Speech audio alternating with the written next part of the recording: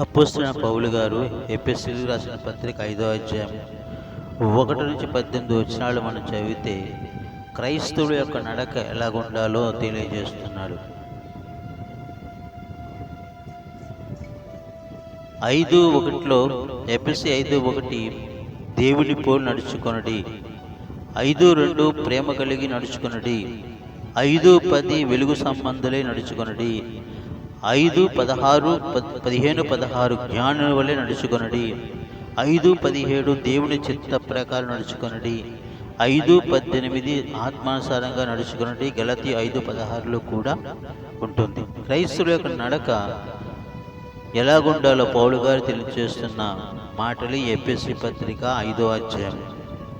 మనము కూడా క్రీస్తుని అంగీకరించిన తర్వాత దేవుడి సన్నిధికి వచ్చి వాక్యం వింటున్న వారు ప్రతి ఒక్కరూ కూడా మొట్టమొదట మనము దేవుని పోలి నడుచుకోవాలి. ఏ క్రీస్తుని అయితే అంబడిస్తున్నామో, ఏ బోధ ఏ వాక్యం అయితే వింటున్నామో ఆ వాక్యానుసారంగా నడుచుకోవడానికి ప్రయత్నం చేయాలి. అలాగే రెండోది ప్రేమ కోసం.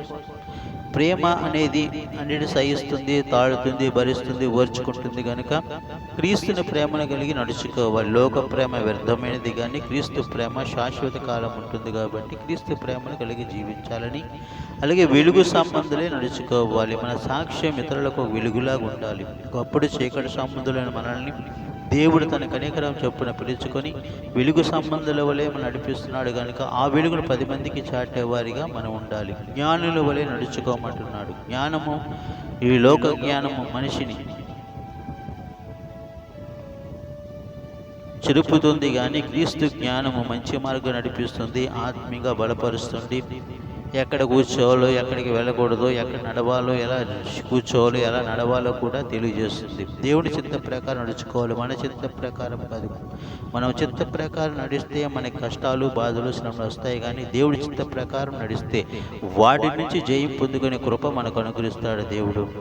చివరిగా ఆత్మానుసారంగా నడుచుకోమని చెప్తుంది వాక్యం. ఆత్మానుసారంగా నడుచుకోవాలి. పరిశుద్ధాత్మ మనలో ఉంటే, ఆయన ముందు నడిపిస్తుంటే మనకి ఎన్ని శోధనలు, ఆటంకములు, ఇబ్బందులు వ్యతిరేకాలు ఎదురైనా సరే అట్లా ఓర్చుకొని సహించగల మనస్సు దేవుడు మనకు అనుగ్రహించి పరిశుద్ధాత్మ ముందు నడిపిస్తాడు. విశ్వాసంతో ప్రార్థన చేస్తే నమ్మదగిన వాడు, సమస్తం చేయగలిగిన వాడు, దయాకరుడు, కృపా వాత్సల్యం గలవాడు, కనికర పూర్ణుడు. గనుక ఆయన సమస్తము చేయగలవాడు. ఆయన విడుపుకి ఎడబాగ తోడుండే దేవుడు. కనుక ప్రార్థన చేసుకుందాం. పరిశుద్ధుడును ప్రేమగల తండ్రి, నీ ఘనమైన నామమునకు మహిమ కలుగునుగాక. ప్రభుని కృపను బట్టి నాయన రాత్రంతా మీ కృపలో భద్రపరిచి కాపాడి ఉదయకాల సమయంలో మరొకసారి నీ వాక్యం ధ్యానం చేయడానికి కృప చూపారు. అందును బట్టి స్తోత్రాలు. అపోస్తలుడైన పౌలు గారి తండ్రి ఎఫెసీయులకు రాసిన పత్రిక 5వ అధ్యాయం 1-18 వచనాలు ధ్యానం చేయడానికి కృప చూపారు. అందును బట్టి స్తోత్రాలు.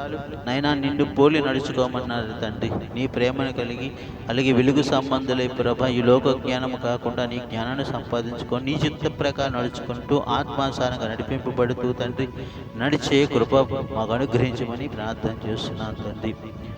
ఈ లోక సంబంధమైన జ్ఞానము కాదు, కానీ ఆత్మ సంబంధమైన జ్ఞానం దయచేయండి తండ్రి. ఈ బిడ్డలు కానీ సాక్షులుగా వెలుగు సంబంధాలే ప్రభు అనేకుల సాక్షులుగా నిలబడడానికి తండ్రి మీకు కలిగిన మనస్సు మాకు అనుగ్రహించమని, కృపా సత్య సంపూర్ణుడు, ఆది సంభూతుడు, కనికరం గల దేవుడు నీవే. గనుకనైనా నా జనులు ఎన్నడూ సిగ్గుపడని వాగ్దానం చేసిన దేవుడు, ఆ వాగ్దానం నెరవేర్చగల సమర్థుడు. కనుకనైనా యువతికాల సభ్యులు ప్రతి ఒక్కరిని తండ్రి కొడుకుతో జ్ఞాపకం చేసుకుని ఆత్మీయంగా బలపరచండి. కుటుంబాల మేళ్ళు ఇచ్చేయండి. జీవనోపాధిని ఆశ్రయించండి. చదువుతున్న బిడ్డలకు వారి చదువుల్లో మీరే తోడు నడిపించండి. నైనా జ్ఞానము, వివేచన దయచేయండి. యవన బిడ్డలను దర్శించండి. అధికారులకు, నాయకులకు తండ్రి మీరు కృపతోడుగా నడిపించండి. మా భారతదేశమును 20 రాష్ట్రాల ప్రజలను జ్ఞాపకం చేసుకుని పరిపాలిస్తున్న నాయకులకు, అధికారులకు తండ్రి మీ కృపతోడుగా నడిపించమని ప్రార్థన చేస్తున్నాను తండ్రి. సమస్తము చేయగలవాడు నీవే తండ్రి. నైనా నీ మార్గాలు నడుచుకుని జీవించే కృప మాకు అనుగ్రహించమని సమస్త మహిమ, ఘనత, ప్రభావాలు మీకు ఆరోపించుకుంటూ నీ ప్రియ కుమారుడు మా రక్షకుడు యేసు నామములో ప్రార్థించి విన్నవించి అడిగి వేడుకొనుచున్నాము తండ్రి. ఆమేన్.